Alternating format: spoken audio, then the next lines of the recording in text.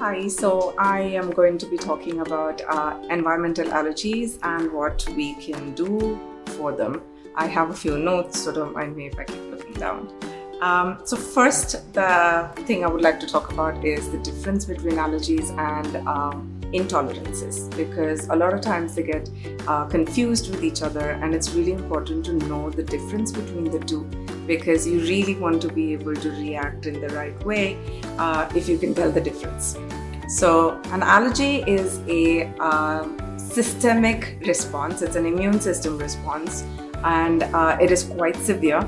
And you have to, if you know you're allergic to something, you just have to keep that substance away from the body and really never come in contact with it. Your body can go into anaphylaxis or an anaphylactic shock, and it can be life-threatening or fatal. So again, allergic reaction can be quite severe and can be life-threatening.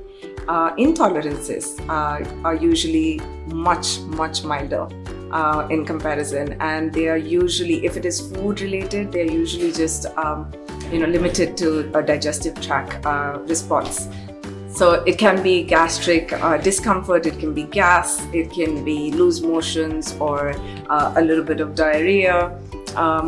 So if it's a food intolerance, it will most likely be a digestive response, and certainly not life-threatening, and nothing very severe. If it is food response, if it is still food intolerance, it can still be a skin rash, but it will be milder. It's not going to be as severe as hives that you would see in allergies.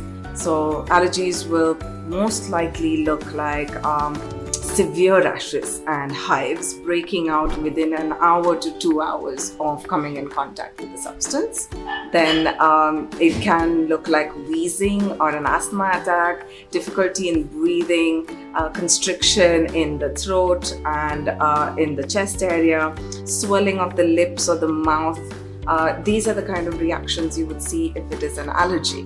Whereas it will be far milder if it is an intolerance. So it is important to know what it is that we are dealing with, and allergies is a very blanket word that is used quite frequently to cover both these conditions. The second thing that is, I think, really important to be aware of or try and look for patterns in is your triggers versus your aggravators. I really started noticing these things when Barfi had his skin allergies. He reacted to a vaccine, so the trigger was the vaccine to start with, and then there were a lot of aggravators. Once the skin is bad and it is already inflamed, there's a lot of different things that can aggravate the condition. And sometimes these aggravators are not really triggers at all.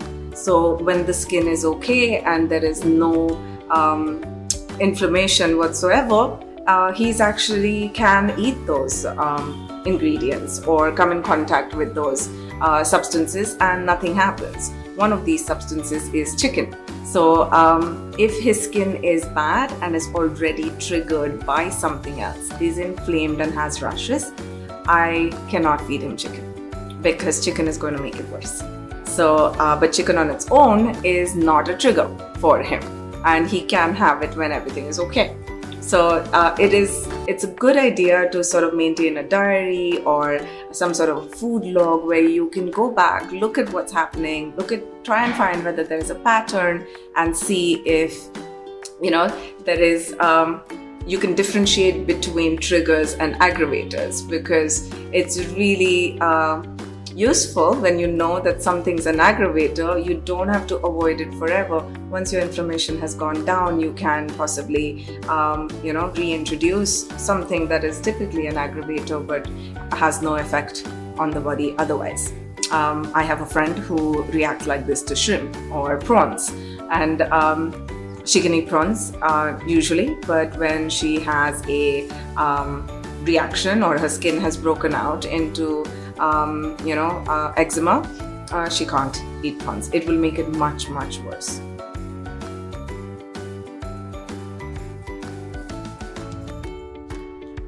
So, what are the kind of environmental allergies that could have a serious impact on your dog's life? So pollen is one. You can have a dog that has pollen allergies.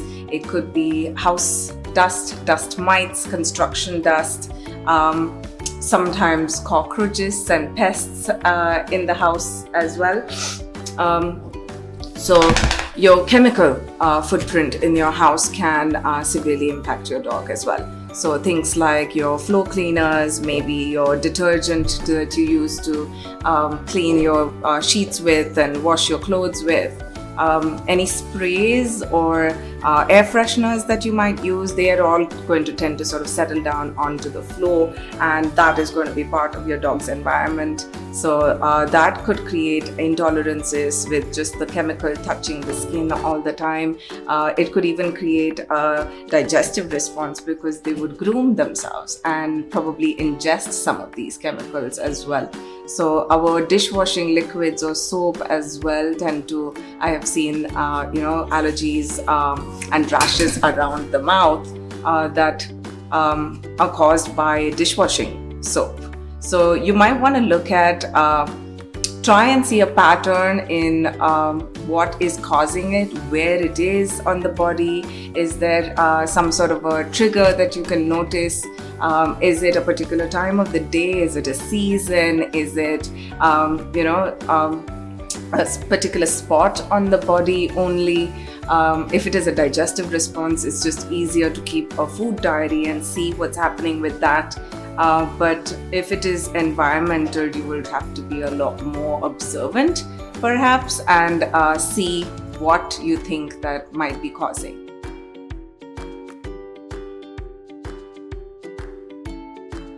What are your solutions for this? Really, it depends on what it is. So if it is going to be something like pollen and you live in a city like Bangalore, you're going to be a little struck for what to do, because springtime it's going to be a bit hard. So keeping the windows closed, vacuuming as often as possible, clean sheets, and having a air purifier or a one of those dust purifiers kind of thing at home. These are things that we advise for humans as well, right, with severe hay fever or pollen allergies. So things like that, if you think your dog has dust and dust mite allergies, it just is going to require a higher level of cleanliness. So avoidance really is the best solution to avoiding the body's response to these substances. The other thing to do is work on your dog's immune system and work on your dog's gut, and get it slowly and steadily strong enough. Lot of probiotics, prebiotics, and really focus on getting the dog's gut microbiome as strong and as healthy and flourishing as possible, because really that is where you're going to see the most amount of impact on quality of life and how the dog's body is reacting to these things. So focusing on the gut health is probably the one singular one advice if I could give, it would be that.